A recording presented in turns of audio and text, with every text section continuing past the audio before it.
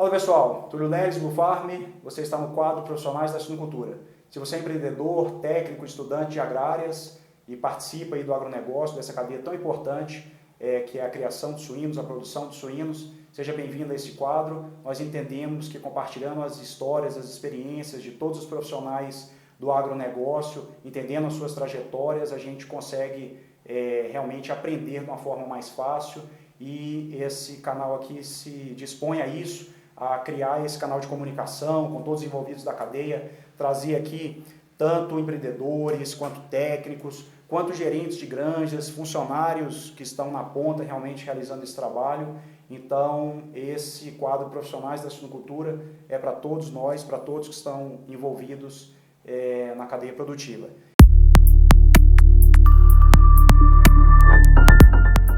E hoje nós estamos trazendo aqui, com bastante honra, um grande orgulho, o Marcino, que é médico veterinário da The Hills, formado em 2014 pela Universidade Federal de Londrina. Hoje ele é nutricionista, Brasil e país de exportação, e tem um mestrado em ciência animal em 2016. É isso, Marcino? Exato. É isso mesmo. Obrigado, Túlio, por fazer parte do seu canal, dessa experiência muito rica que você está trazendo para o agronegócio brasileiro. Muito obrigado, Marcino. Obrigado mesmo pela sua disponibilidade e com certeza que o pessoal aí vai aproveitar esse bate-papo nosso, toda a sua experiência. A primeira pergunta que eu faço aqui no canal, voltado para a suinocultura, Marcino, é o que a suinocultura significa na sua vida? Poxa, Túlio, o que significa? Sim, essa é uma pergunta muito rica, muito bonita, né? E eu acho que invertendo um pouquinho a lógica da pergunta, eu acho que já não significa mais a minha vida, ela é a minha vida. Então a suinocultura, ela trouxe a paixão do meu trabalho, do que eu faço, sou apaixonado pelo que eu faço, que ajuda a fazer muito mais bem feito. E além de tudo isso, é um grande negócio, é meu ganha-pão, então isso representa a minha vida hoje em dia. Aquela questão de fazer realmente o que gosta, está trabalhando com o que acredita, você conseguiu realmente encontrar e reunir tudo isso na suinocultura. Exato. A gente fala muito isso porque dentro das faculdades, né, é um momento das pessoas encontrarem seu propósito, tudo, e muitas vezes a suinocultura ela não está entre ali as principais escolhas, opções dos profissionais, e muitas vezes alguns começam, né, com outro foco, com outra atividade, acabam caindo na suinocultura e é difícil as pessoas que não se apaixonam, né? Sim, e eu um pouquinho fora dessa curva, a minha primeira oportunidade de contato com a suinocultura foi por uma empresa multinacional como estagiário no meu primeiro ano de faculdade. Então, já de cara me apaixonei, de cara gostei, sabia que era aquilo que eu queria e dali para frente, junto com o grupo PES, que é de Pesquisa e Estudos da UEL, a gente foi traçando um caminho muito bonito com o professor Caio, quem eu gostaria de agradecer nesse vídeo, para chegar até onde eu cheguei. Legal, legal. Então você já teve esse direcionamento logo ali dentro da faculdade mesmo, Exato. Essa paixão, mentores também que te ajudaram realmente a escolher esse caminho. Exatamente.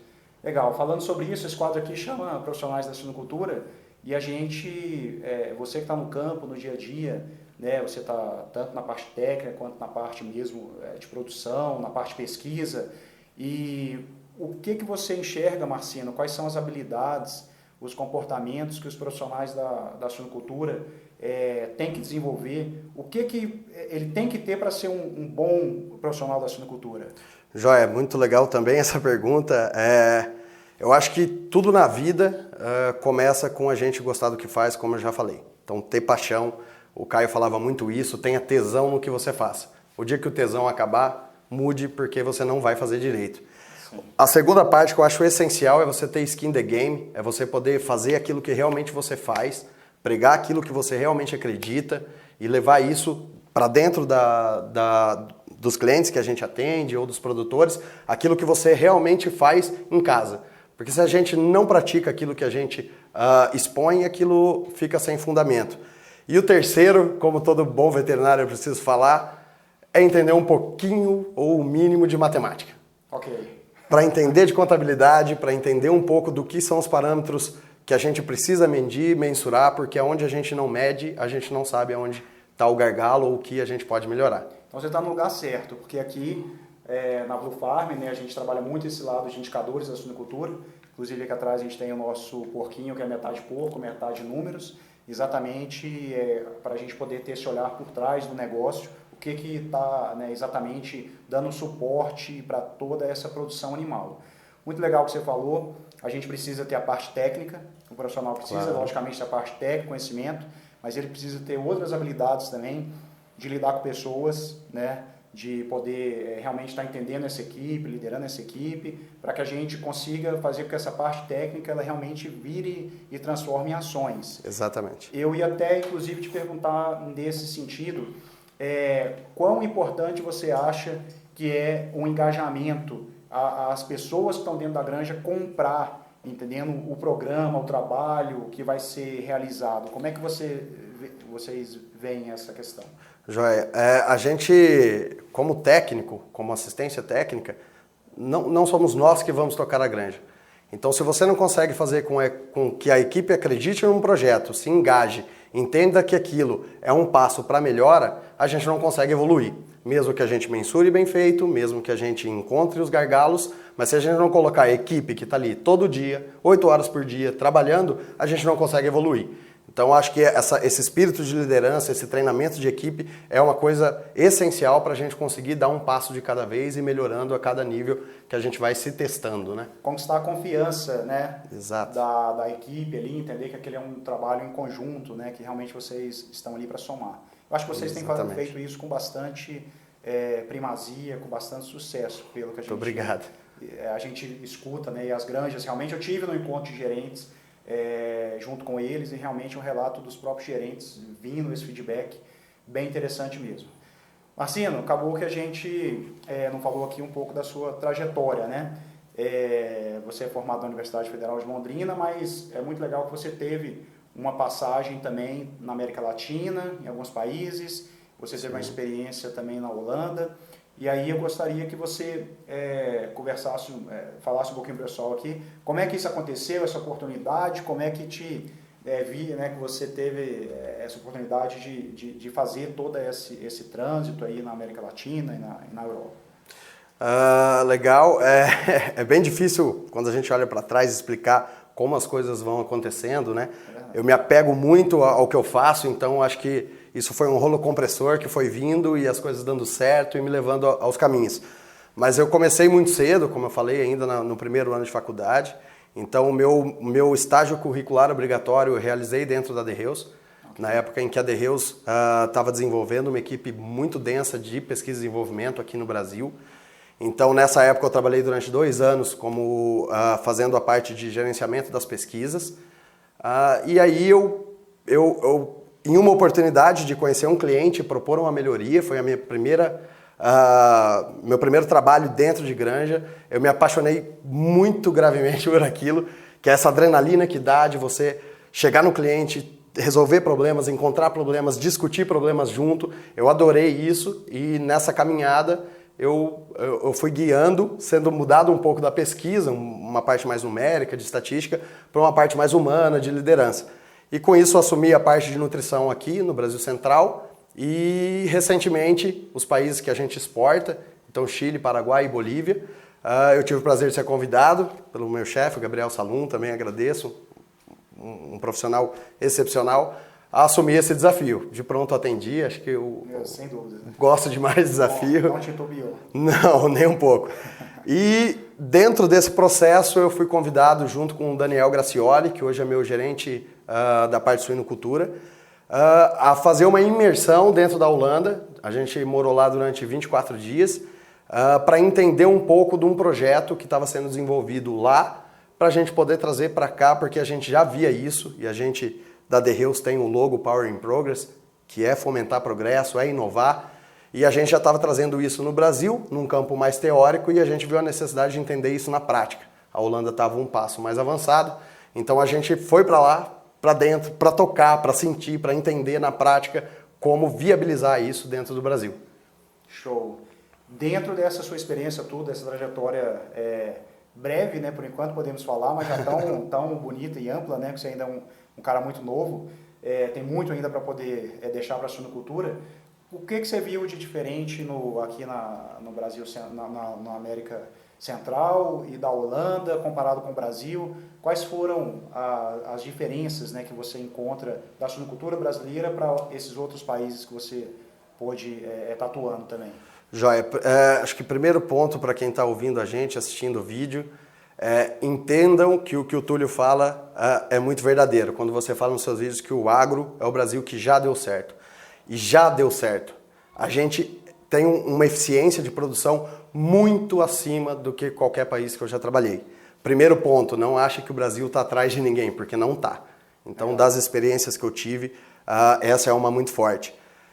A Holanda é um país onde o clima é muito diferente, as obrigações trabalhistas são diferentes, a forma de trabalhar, a quantidade de matriz é muito diferente. Então eles têm uma tecnificação maior, primeiro porque o frio é muito grande, todas as granjas são completamente fechadas, lacradas, então você tem que ter algumas ferramentas para inibir isso, para corrigir essa deficiência climática. E eles têm, é tradicional lá que o dono da granja esteja dentro da granja trabalhando, porque o custo de mão de obra é muito caro. Como acontece nos Estados Unidos também. Exatamente. Os Estados Unidos, uma diferença básica de perfil o perfil da Holanda é até 1.000 matrizes. Okay. Então você não vai encontrar grandes granjas. Do projeto Responsible Feeding, para se assemelhar mais com o Brasil, a gente atravessou a fronteira, a gente foi para a Alemanha para entender uma granja de 5.000 que trabalhava já com esse conceito. Okay. Porque na Holanda não encontra. Na Holanda, os conglomerados são menores, os grupos são geralmente até 1.000 matrizes. Exatamente. Então é um pouco diferente do que acontece no Brasil, o que acontece no próprio Estados Unidos, que aí lá sim são mega conglomerados, né? São granjas realmente imensas, que o Brasil vem, de certa forma, caminhando para isso. Marcino, a marca registrada de vocês é o Responsible Feeding, né? Que é uma suinocultura, vamos dizer assim, é um pouco mais consciente. Mas eu entendo o seguinte, que o grande problema não é simplesmente a gente abolir e a gente criminalizar o antibiótico. Eu entendo que o trabalho não é esse. O que acontece muitas vezes é que por se ter essa possibilidade do antibiótico, talvez no uso indiscriminado, como era alguns anos atrás, deixou de se fazer o trabalho, o dever de casa, nas outras frentes, né, de ambiência, de controle de pragas, etc. Então, como é que é essa questão do Responsible Feeding? É simplesmente parar de usar antibiótico? Joia, não é isso. Para quem está nos ouvindo, o primeiro ponto é entender que a gente é veterinário, então a gente tem um peso muito grande sobre a saúde daquele animal que a gente atende. E o antibiótico, assim como para humanos ou para o animal, ele é um meio de se combater uma doença. E a gente não pode olhar para trás isso e, por não usar o antibiótico, deixar um animal vir a falecer. Então, isso é uma responsabilidade nossa como veterinário atender os animais que estão doentes. Como você mesmo falou, isso não pode servir de apoio de falta de estrutura ou manejo, tá? Esse é o primeiro ponto, mas o Responsible Feeding ele é muito maior que isso. A gente teve a grata felicidade agora em fevereiro, receber o selo verde de uma ONG, então você não compete por isso, você não tem como se inscrever nisso, você só ganha se eles acreditarem que você está fazendo um papel diferente ou que vai em linha com o que eles acreditam. Okay. Então não tem como competir por esse selo, você ganha por mérito, 100% por mérito. Okay. A gente recebeu esse selo no final de fevereiro e isso é o Responsible Feeding, não é pensar só dentro da granja. São cinco cadeias que a gente trabalha dentro da produção, da Derreus como uma empresa de nutrição animal. Então são elas a parte de produção dentro da granja, a parte de logística, a parte de produção, a parte do meio social onde a Derreus está implantada e a valorização do profissional. Okay. Então esses são os 5 passos do Responsible Feeding, do amplo programa Responsible Feeding, e dentro dele tem o Natural Power, que é a primeira cadeia que é pensando para dentro da granja. Entendi. Então ele é muito mais amplo. Muito mais amplo. Nesse conceito mesmo de sustentabilidade, que sustentabilidade não quer dizer apenas sustentabilidade ambiental, mas sim social, econômica, exato, diversas outras áreas. Falando do Responsible Feeding dentro das granjas, eu vi que vocês têm 3 linhas mestras, né, vamos dizer assim, que visa construir o equilíbrio imunológico dos animais. Exatamente. É isso? É interromper as fontes de contaminação e proporcionar uma ambiência adequada. E dentro dessas 3 linhas mestras, vocês têm ali vários steps. Se eu não me engano, são 16 steps, né? 16 steps. Onde vocês vão trabalhando todos aqueles para que você tenha um equilíbrio, né, entre exato, todos esses steps. E aí, logicamente, que você tenha uma ambiência melhor, uma questão de interrupção de agentes que possam, patogênicos, e um controle ali de equilíbrio imunológico, você acaba conseguindo ter uma redução meio que automática de antibiótico. Exato. Só dando um passo para trás, Túlio, como eu falei que era importante ter skin in the game, sim. Eu acho que a gente tem que falar um pouquinho do que a gente faz nos setores do Responsible Feeding, muito breve. Então a Derreus hoje na parte de compras, que é um dos setores que está dentro do Responsible Feeding, a gente tem um cuidado muito grande na análise dos materiais contaminantes, como metais pesados. Dentro da empresa mesmo, do setor de produção, a gente está trocando as luzes por LED, a gente está com coleta de água seletiva dentro de Rio Claro.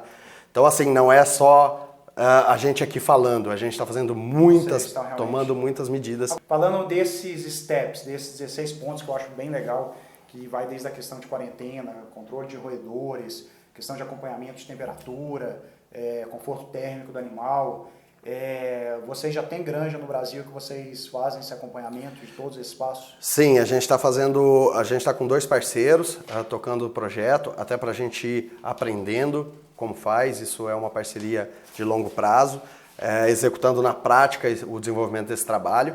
E aí, aos poucos, agora começou a se repercutir e a gente está aumentando as parcerias. Mas a gente tem sim, e isso se baseia numa coisa muito, se a gente parar um pouco para pensar... Muito natural, muito natural, porque o animal está ali para ser saudável. Então se a gente consegue concentrar esse círculo virtuoso, que é prover ao animal uma boa estabilidade imunológica, que é o quê? A maioria das doenças que entram numa granja, ela vem de outros animais. Então quando você insere um animal na granja, ou você não dá o suporte adequado para aquele leitão ter um bom desenvolvimento, que é o quê? A falta do colostro de qualidade. Ou seja, porcas, uma granja que tem os animais com uma reposição tão forte que não consegue suprir uma colostragem de qualidade. Okay. Então, esses 3 primeiros steps, eles são exclusivamente focados em a gente construir dentro da granja uma estabilidade imunológica, pensando em reposição, quarentena e qualidade de colostro. Equilíbrio imunológico. Equilíbrio imunológico, exatamente. Legal, legal. Pô, isso é muito bom. É igual criança, né? Resfriado, né? Exato. Então só vai tomar o medicamento se você colocar o pé no chão, se você for para chuva, tudo. A partir do momento que você está mais exposto, logicamente que o seu desafio vai ser maior. Então é diminuir esses desafios. Exatamente. Né? Para que você falou do colostro, a colostragem em qualquer categoria animal né, a melhor vacina, o melhor medicamento que qualquer recém-nascido possa ter. E a não colostragem acarreta, depois sim você ter um esforço, uma suplementação e antibiótico terapia, tudo para poder esse animal alcançar. Exato. Eu vou falar os pontos aqui dos 16 passos que eu acho fenomenal. Passo 1, reposição, quarentena e de adaptação, uma reposição constante de 40% a 45%, a vacinação de marrãs e matrizes, qualidade da água, qualidade do alimento, controle de pragas, controle de temperatura, controle de ventilação, ambiente sem umidade, densidade com mínimo de 0,4 metros quadrados por leitão, uma precoce estimulação de consumo, uma estrutura de medicação via água, protocolo de limpeza e desinfecção, biossegurança interna e externa, autocontrole de medicações injetáveis e controle de qualidade do ar. Nada que seja novidade. Nada que seja novidade. Seja novidade, porém o difícil é a gente conseguir colocar isso, implementar num nível realmente satisfatório. Exato. Eu acho que Da Vinci falava que a grande genialidade está na simplicidade, né? E a gente tentou coletar tudo o que tinha de informação. Foram 99 variáveis analisadas e cruzadas, conflitadas estatisticamente para a gente chegar nesses 16 steps. Lembrando que isso é separado em 3 status. Okay. Ou seja, é um passo de cada vez. Primeiro a gente vai reduzir o uso, depois a gente começa a trabalhar com uso restrito para animais que adoecem, até você chegar no nível em que só é necessário fazer a aplicação injetável nos animais que realmente estão precisando daquela aplicação. Então isso é devagar, step por step, status por status. Entendi. Então ele tem aí uma escala bem ampla para poder realmente se realizar essa adaptação. Exatamente. E não é uma coisa que foi inventado da cabeça de vocês, simplesmente, como você disse, tem lá na Holanda, isso já é aplicado, parece que como uma uma política mesmo Sim. do país mesmo. Esses 16 steps é uma coisa meio que acontece em todas as granjas, esse acompanhamento, ou na maioria delas, é isso? Sim, os steps, não do país, a Holanda, mas das granjas atendidas pela De Heus na Holanda, Ok. né, os steps, mas isso é uma proibição desde 2012 na Holanda. Então eles têm um controle muito rígido, o Ministério holandês, sobre a utilização de antibióticos referidos diretamente à quantidade que se usa para o governo, e eles vão mapeando e controlando ano a ano essa utilização. Então quando veio esse choque, eles reduziram drasticamente o uso de antibiótico na ração, porém se a gente vê o gráfico, aumentou-se muito o uso de antibiótico injetável e via água. Okay. E aí eles tiveram que se reinventar para conseguir realmente baixar a quantidade do uso. Então não é uma coisa fácil, mas é uma coisa que a gente estudou muito para poder trazer para o Brasil e ajudar os produtores quando isso se tornar uma máxima, né? E isso que é legal, a gente procura trazer aqui exatamente essa experiência e, né, aprender com quem já fez, né? No caso a The Hills fez junto, montou esse programa, mas traz toda uma experiência holandesa que já passou por isso, já passou pela versão 1.0, já passou pela versão 2.0, já entendeu como é que se faz. Exatamente. Então a gente tem essa possibilidade de trazer e aplicar isso na prática, que era o que eu ia te perguntar exatamente dos resultados que você já meio que falou, né? Porque talvez tenha esse medo, né? Vou tirar um antibiótico e aí? Qual vai ser o resultado? Sim, o passo a passo é importante e a gente precisa entender que o Responsible Feeding ele não está linkado a preço. Então, quando a gente pensa em preço, isso é quantitativo, isso é monetário, isso é 1, 2, 3, 4. Sim. A gente está falando de valor aqui, de você ter valor dentro da sua granja. Você ter um animal com mais saúde, automaticamente desempenhando mais. Isso é um valor. É muito difícil medir valor. Preço é muito mais fácil, mas às vezes o preço não corresponde ao valor que você quer chegar dentro de uma produção. Eu acredito que seja financeiramente e economicamente viável. Claro também, que sim. Sem dúvida. Claro que sim. Sem dúvidas. Marcino, cara, fenomenal. Muito obrigado por você ter vindo aqui compartilhar conosco essa experiência. Pessoal, aqui nós vamos colocar exatamente esses steps, nós vamos colocar o contato do Marcino aqui na descrição. E para finalizar, eu gostaria de perguntar para você qual livro que você já leu, que você está lendo, que você gostaria de compartilhar com o nosso público aí. A gente fala muito aqui sobre empreendedorismo, gestão, né? E aí a gente quer trazer um pouco sobre isso também. Legal, até a gente trocou uma bola aqui antes de iniciar, né, Túlio? E eu sou um leitor ávido, adoro ler, é uma coisa que eu tenho um prazer enorme de fazer. E aí eu sempre lembro do último livro, é o que eu estou lendo no momento, e é sobre empreendedorismo, que é um livro de Napoleon Hill, é o livro chamado Mais Esperto que o Diabo, onde ele entrevista o diabo e vai construindo os caminhos de uma liberdade financeira, de riqueza, de empreendedorismo e como fugir das limitações com que o diabo impõe. É um livro sensacional. O diabo às vezes está dentro da gente, né? Talvez eu lutar contra esse diabo interno. Exatamente, né? Isso. Spoilerzinho. Beleza, pessoal. Marcino, cara, novamente, muito obrigado. Obrigado, Túlio. Parabéns pela sua trajetória mesmo. Muito obrigado. Da suinocultura, tá? Pelo trabalho fantástico que você vem fazendo, junto com todos os produtores, é o que você falou. Toda essa construção, exatamente de entrar numa granja, implementar um trabalho, depois estar colhendo esses resultados, isso é muito gratificante. Espero tê-lo aqui novamente conosco e a gente vai se cruzando aí pelo mundo da suinocultura. Obrigado a todos, deixe seus comentários, tá? Por favor, deixe sua curtida, é muito importante. Faça sua inscrição aqui no nosso canal, a gente está fazendo com bastante carinho, bastante dedicação, trazendo pessoas competentes para que a gente possa cada vez mais ter uma cadeia produtiva mais forte de todo o agro e da suinocultura.